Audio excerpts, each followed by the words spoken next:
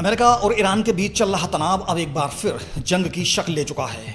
अमेरिकी सेना ने ईरान के करीब 90 सैन्य ठिकानों पर बड़ा हमला किया है और सबसे चौंकाने वाली बात यह है कि इस हमले की जद में भारत का बनाया हुआ चाबहार पोर्ट भी आ गया है। पोर्ट का मैरीटाइम कंट्रोल टावर धमाकों में बुरी तरह क्षतिग्रस्त हो गया है। अमेरिकी सेंट्रल कमांड ने खुद इस बात की पुष्टि की है कि अमेरिकी फौज ने ईरान के करीब 90 सैन्य ठिकानों को निशाना बनाया। इनमें एयर डिफेंस सिस्टम, तटीय निगरानी केंद्र, मिसाइल और ड्रोन के गोदाम, नौसैनिक ठिकाने और सैन्य साजो सामान से जुड़ा इंफ्रास्ट्रक्चर शामिल है। ये सारे ठिकाने ईरान के तटीय इलाकों में फैले हुए थे।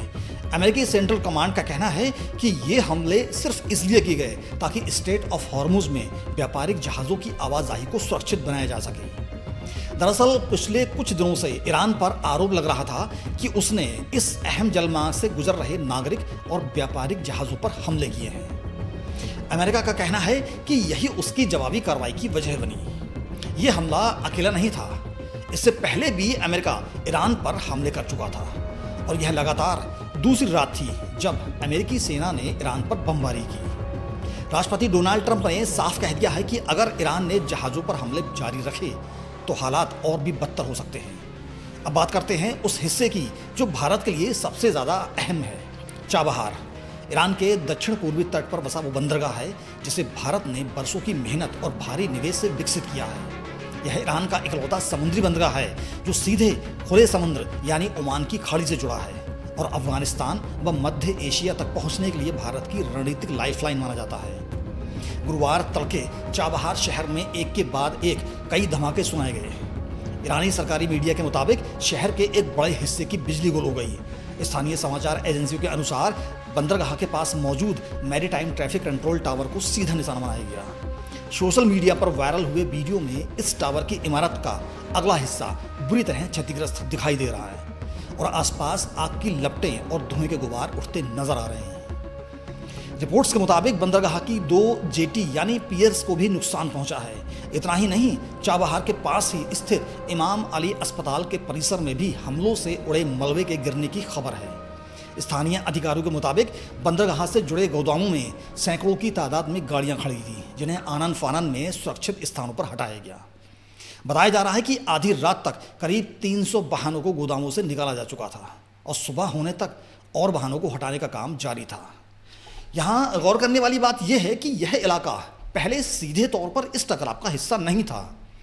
अप्रैल में हुए संघर्ष विराम के बाद यह पहला मौका है जब अमेरिका ने सीधे चाबहार क्षेत्र में सैन्य कार्रवाई की है। इससे साफ है कि यह जंग अब सिर्फ स्ट्रेट ऑफ हॉर्मुज तक सीमित नहीं रही, बल्कि इसका दायरा भौगोलिक रूप से काफ़ी बढ़ चुका है। भारत के लिए यह बेहद संवेदनशील मसला है। चाबहार पोर्ट भारत की उस रणनीति का केंद्र है जिसके जरिए वह पाकिस्तान को दरकिनार करते हुए अफगानिस्तान और मध्य एशियाई देशों तक व्यापारिक पहुंच बनाना चाहता है। भारत ने इस बंदरगाह के विकास के लिए सैकड़ों करोड़ रुपए का निवेश किया है।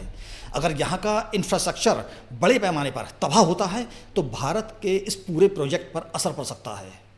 अब ज़रा पीछे चलते हैं और समझते हैं कि यह संघर्ष यहाँ तक कैसे पहुँचा। कुछ महीने पहले अमेरिका और इजराइल ने ईरान पर बड़े पैमाने पर हमले किए थे जिसमें ईरान के तत्कालीन सर्वोच्च नेता की मौत हो गई थी।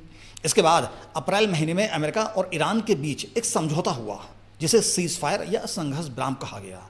इस समझौते के तहत अमेरिका ने ईरानी बंदरगाहों की नाकाबंदी हटा ली थी और ईरानी तेल की बिक्री पर भी पाबंदियां हटा ली गई थी। बदले में शर्त यह थी कि ईरान स्ट्रेट ऑफ हॉर्मुज से गुजरने वाले नागरिक जहाज़ों को नुकसान नहीं पहुंचाएगा। लेकिन बीते कुछ दिनों में यह समझौता टूटता नजर आया। ईरान पर आरोप लगा कि उसने हॉर्मुज स्ट्रेट से गुजर रहे कुछ व्यापारिक जहाज़ों पर हमला किया। इसके जवाब में राष्ट्रपति ट्रंप ने साफ ऐलान कर दिया कि उनकी नज़र में अब सीज फायर खत्म हो चुका है। उन्होंने ईरानी नेतृत्व को कड़े शब्दों में आड़े हाथों लिया और चेतावनी दी कि अगर हमले जारी रहे तो अमेरिका की जवाबी कार्रवाई और तेज होगी। इसी बीच इस पूरे घटनाक्रम के दौरान ईरान में एक और बड़ी घटना हो रही थी। ईरान के सर्वोच्च नेता का जनाजा नज़फ होते हुए मशहद ले जाया जा रहा था, जहां लाखों लोग शोक जताने के लिए सड़कों पर उतरे। इस माहौल के बीच अमेरिका के ताज़ा हमलों ने पूरे क्षेत्र में तनाव को और भड़का दिया। ईरान भी चुप नहीं बैठा। ईरान की IRGC ने दावा किया कि उसने अमेरिकी सैन्य ठिकानों पर, खासतौर पर बहरीन और कुवैत में मौजूद अड्डों पर जवाबी हमले किए हैं। ईरान का कहना है कि उसने अमेरिका के करीब 85 सैन्य प्रतिष्ठानों को निशाना बनाया। इस जवाबी कार्रवाई के चलते बहरीन में मिसाइल अलर्ट के सायरन कई बार बजाए गए और कुवैत में भी ड्रोन व मिसाइल हमलों को बीच रास्ते में रोका गया। ईरान की संसद के अध्यक्ष ने भी अमेरिका को खुली चेतावनी दी है। उन्होंने कहा कि अगर अमेरिका ने हमला किया तो उसे भी करारा जवाब मिलेगा। उन्होंने यह भी कहा कि स्ट्रेट ऑफ हॉर्मुज सिर्फ ईरान की शर्तों पर ही दोबारा खुलेगा, अमेरिकी धमकियों के दबाव में नहीं। संयुक्त राष्ट्र में ईरान के राजदूत ने भी अमेरिका के इन हमलों की कड़ी निंदा की है। उन्होंने इसे अंतर्राष्ट्रीय कानून और संयुक्त राष्ट्र चार्टर का सीधा उल्लंघन बताते हुए कहा कि यह ईरान की संप्रभुता और क्षेत्रीय अखंडता पर बड़े पैमाने पर सैन्य कार्रवाई की आक्रामकता है। इस पूरे संघर्ष का असर सिर्फ मिडिल ईस्ट तक सीमित नहीं है, बल्कि इसकी आंच पूरी दुनिया की अर्थव्यवस्था तक पहुंच रही है। जैसे ही अमेरिका द्वारा चाबहार पोर्ट पर हमलों की खबर आई, एशियाई बाजारों में तेल की कीमतों में तेज उछाल देखा गया। इसकी बड़ी वजह यह है कि स्ट्रेट ऑफ हॉर्मुज दुनिया का सबसे अहम तेल व्यापार मार्गों में से एक है और दुनिया के करीब 5वें हिस्से का कच्चा तेल इसी रास्ते से होकर गुजरता है। इसके अलावा बुशहर प्रांत पर भी हमले की खबर है, जहां ईरान का इकलौता सिविल न्यूक्लियर पावर प्लांट स्थित है। यह इलाका खार्ग आइलैंड के भी करीब है, जो ईरान के तेल निर्यात का सबसे बड़ा केंद्र है। यहाँ से ईरान का करीब 90% कच्चा तेल निर्यात होता है। तो जाहिर है इस क्षेत्र पर हमलों का सीधा असर वैश्विक तेल आपूर्ति पर पड़ सकता है और आने वाले दिनों में पेट्रोल डीजल की कीमतों पर भी इसका असर दिख सकता है। इस बीच नाटो देशों के शिखर सम्मेलन में भी मुद्दे पर गर्मागर्मी चर्चा हुई। राष्ट्रपति ट्रंप ने यूरोपीय देशों की आलोचना की, वे इस जंग में अमेरिका का साथ नहीं दे रहे। वहीं ट्रंप ने यह भी संकेत दिया कि अमेरिका ईरानी बंदरगाहों पर एक बार फिर नौसैनिक नाकाबंदी लगाने पर विचार कर रहा है।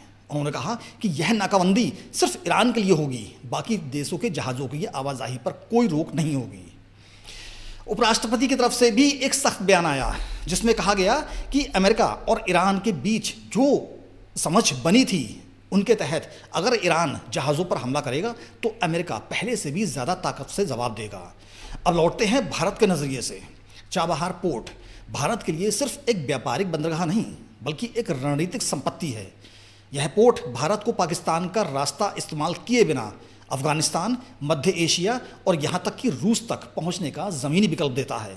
भारत ने बरसों की कूटनीतिक कोशिशों और भारी निवेश के बाद इस बंदरगाह को अंतर्राष्ट्रीय प्रतिबंधों से भी छूट दिलवाई थी, ताकि इसका संचालन बिना रुकावट चल सके। ऐसे में जब इस बंदरगाह के इंफ्रास्ट्रक्चर पर सीधा हमला होता है तो जाहिर है भारत सरकार के लिए यह चिंता का विषय बनेगा।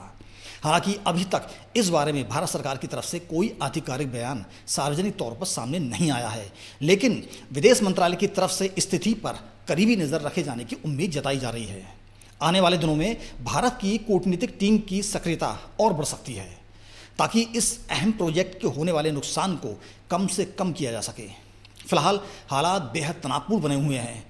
अमेरिका ने साफ कह दिया है कि अगर ईरान ने जहाज़ों पर हमले जारी रखे तो आने वाले दिनों में और भी हमले हो सकते हैं। दूसरी तरफ ईरान ने भी अपने रुख में किसी तरह की नरमी के संकेत नहीं दिए हैं।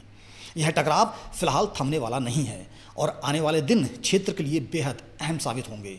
अमेरिका के पूर्व पेंटागन अधिकारियों का कहना है कि यह पूरा विवाद उस समझौते की शर्तों को लेकर है जो अप्रैल में तय हुआ था। अमेरिका का दावा है कि उसने अपनी तरफ से नाकाबंदी हटाकर और तेल पाबंदियां माफ़ करके अपनी शर्तें पूरी की, लेकिन ईरान ने जहाज़ों पर हमला करके समझौते का उल्लंघन किया। जबकि ईरान का पक्ष है कि वह अपने समुद्री क्षेत्र में अपने नियमों के मुताबिक ही काम कर रहा है। तो दोस्तों, यह थी आज की पूरी रिपोर्ट, जिसमें हमने बताया कि कैसे अमेरिका ने ईरान के लगभग 90 सैन्य ठिकानों पर हमला किया, कैसे भारत के बनाए चाबहार पोर्ट का मैरीटाइम टावर भी इस बमबारी की चपेट में आया और इस पूरे संघर्ष के आर्थिक व कूटनीतिक असर क्या हो सकते हैं। यह स्थिति लगातार बदल रही है, इसलिए आधिकारिक और प्रमाणित स्रोतों से अपडेट लेते रहना जरूरी है। अगर आपको यह रिपोर्ट उपयोगी लगी हो तो इसे शेयर ज़रूर करें। बाकी अपडेट्स के साथ हम जल्द मिलेंगे, फिर हाजिर होंगे। जय हिंद।